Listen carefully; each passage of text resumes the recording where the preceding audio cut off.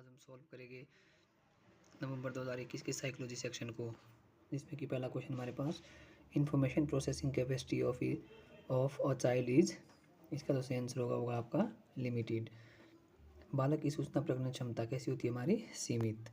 अगला क्वेश्चन हमारे पास meaningful sensation is known as, इसका तो सही आंसर होगा परसेप्शन। अर्थपूर्ण संवेदना है, इसका सही आंसर है प्रत्यक्षीकरण। अगला क्वेश्चन हमारे पास mental age of 8 year child whose IQ is 75 will B.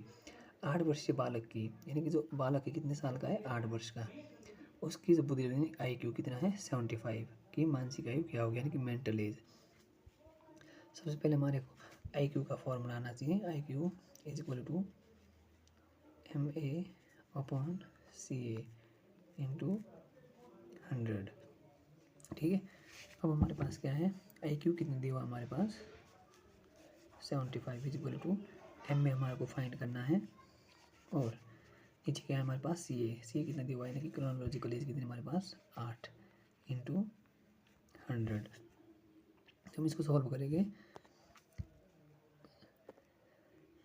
75 8 तो डिवाइड में था हमारे पास, यहाँ पर क्या हो जाएगा multiply is equal to MA into 100। ठीक है, 75 गुणा 8 कितना हो जाएगा हमारे पास क्या हो जाएगा आपका 600, और इज इक्वल टू यहाँ रखेंगे हम MA यानी कि मेंटल एज। अब जो हमारे पास यहाँ पर मल्टीप्लाई हो रहा है, इसको हम जब पार बड़े साइड ले जाते हैं तो ये क्या हो जाता है आपका डिवाइड में चला जाता है, तो यहाँ पर 100 हो जाएगा और 0 से 0 कट जाएगी, तो हमारा MA इज इक्वल टू कितना बच जाएगा 6। इसका तो सही आंसर होगा हमारा 6। अगला क्वेश्चन हमारे पास दूसरे व्यक्ति के व्यवहारों को समझने से संबंधित बुद्धि, यानी कि intelligence involve in understanding behaviour of others, इसका तो सही आंसर होगा आपका इंटरपर्सनल, अंतर्वैयक्तिक। अगला क्वेश्चन हमारे पास बुद्धि व्यक्ति की वह समग्र क्षमता है जिसके द्वारा व्यक्ति सविवेक चिंतन करने, स्वदेशीय व्यवहार करने तथा अपने पर्यावरण से प्रभावी रूप से निपटने में समर्थ होता है। यह कथन किसका है, इसका तो सही आंसर है वह आपका गिलफोर्ड। इंटेलिजेंस इज एग्रीगेट और global capacity of the individual to act purposefully, to think rationally and to deal effectively with the environment. Whose statement is this, किसका है, ये हमारा गिलफोर्ड का। अगला क्वेश्चन है सकारात्मक और नकारात्मक रूप में स्थायी व अधिगमित मूल्यांकन, relatively permanent and learned evolution is favourable और अनफेवरेबल बेज, इसका सही आंसर होगा एटीट्यूड यानी कि अभिवृत्ति। अगला क्वेश्चन हमारे पास डैश ने व्यक्ति के 16 PF अनुसूची का निर्माण किया है, यानी कि 16 PF personality inventory was given by, इसका सही आंसर होगा कैटल। अगला क्वेश्चन है हमारे पास पूर्व पारंपरिक अवस्था नैतिकता का निर्धारण डैश के आधार पर किया जाता है, during pre conventional level, morality is on the basis of, इसका सही आंसर होगा पनिशमेंट एंड रिवार्ड, दंड व पुरस्कार। मोरल डेवलपमेंट से संबंधित जो सिद्धांत दिया किसने दिया है, कोलबागनी, उसने 3 चीज दी है, कन्वेंशनल, प्री कन्वेंशनल और पोस्ट कन्वेंशनल। अगला है हमारे पास पहचान निर्माण किया जाता है, यानी कि identify formation is done during, इसका तो सही आंसर होगा आपका एडोलेसेंस। अगला क्वेश्चन हमारे पास अपने ही चिंतन के बारे में चिंतन करना, इसका तो सही आंसर होगा रिफ्लेक्टिव थिंकिंग, यानी to think about on thinking is. अगला हमारे पास मानवतावाद बल देता है, ह्यूमनिज्म एम्फेसिस, इसका सही आंसर है सेल्फ यानी कि स्व को।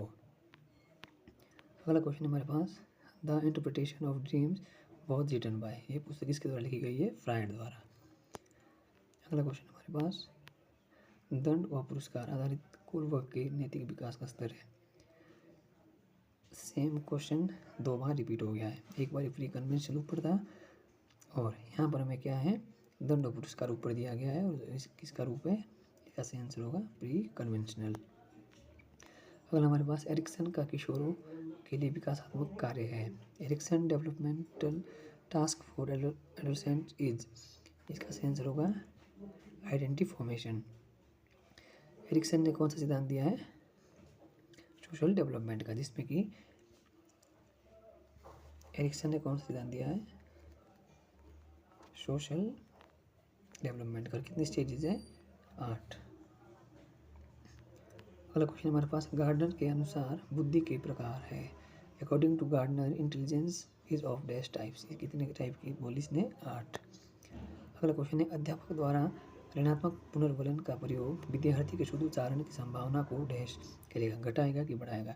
Use of negative reinforcer by the teacher will dash the probability of correct pronunciation by the student, इसका तो आंसर होगा इंक्रीज, यानी कि बढ़ाएगा।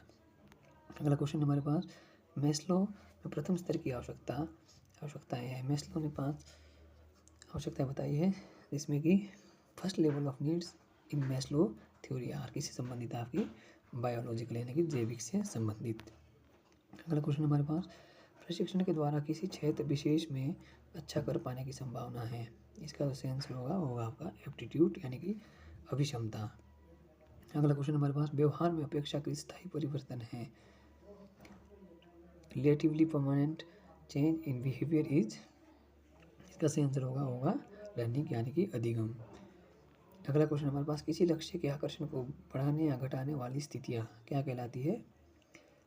मोटिव, यानी कि अभिप्रेरक। कंडीशन विच आइदर इंक्रीज और decrease attractiveness of a goal are, किसी व्यक्ति को जितना मोटिवेट किया जाएगा तो उतना ही वो किसी कार्य को करने के लिए आकर्षित होगा, और जितना वो डिमोटिवेट होगा तो कार्य करने के लिए उसकी जो इच्छा है वो कम होगी। अगला क्वेश्चन हमारे पास, पावलोव के प्राचीन अनुबंधन प्रयोग में घंटी की आवाज़ है। In Pavlov study on classical conditioning किसके द्वारा दिया गया है? पेवलोव के द्वारा। The sound of the bell is, इसका तो आंसर होगा कंडीशनड स्टिमुलस, यानी कि अनुबंधित उद्दीपक। अगला क्वेश्चन है, विकास प्रक्रिया को प्रभावित करने वाली प्रमुख ग्रंथि कौन सी है? वो होगी आपकी पिट्यूटरी, यानी कि पीयूष ग्रंथि।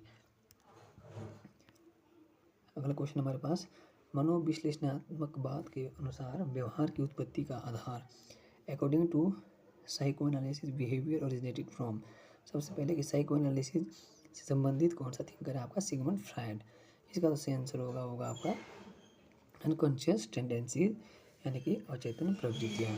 अगला क्वेश्चन हमारे पास, अधिगम शिक्षण प्रक्रिया के केंद्र में डैश है। Dash is at the centre of learning teaching process, इसके सेंटर में कौन है? लर्नर, यानी कि अधिगम करता। अगला क्वेश्चन हमारे पास, व्यवहार की व्याख्या में सूचना प्रक्रमण को आधार बनाया गया है। Information processing as a basis of explanation of behaviour is in cognitivism, यानी कि संज्ञानात्मक बात, इसका सही आंसर होगा ए। अगला क्वेश्चन हमारे पास, गार्टनर के अनुसार बुद्धि डैश आयामी है। According to Gardner intelligence is multi dimensional, यानी कि बहु आयामी। अगला क्वेश्चन है, बुद्धि के साथ प्राथमिक मानसिक योग्यताओं के सिद्धांत के प्रतिपादक कौन है? Intelligence theory of 7 primary mental abilities was given by, इसका तो सही आंसर होगा ऑप्शन डी, थर्डस्टर्न। स्पेयरमैन के अनुसार बुद्धि के 2 कारक है। बुद्धि के 2 कारक कौन है स्पेयरमैन के अनुसार? जनरल टू स्पेसिफिक, यानी कि सामान्य से विशिष्ट।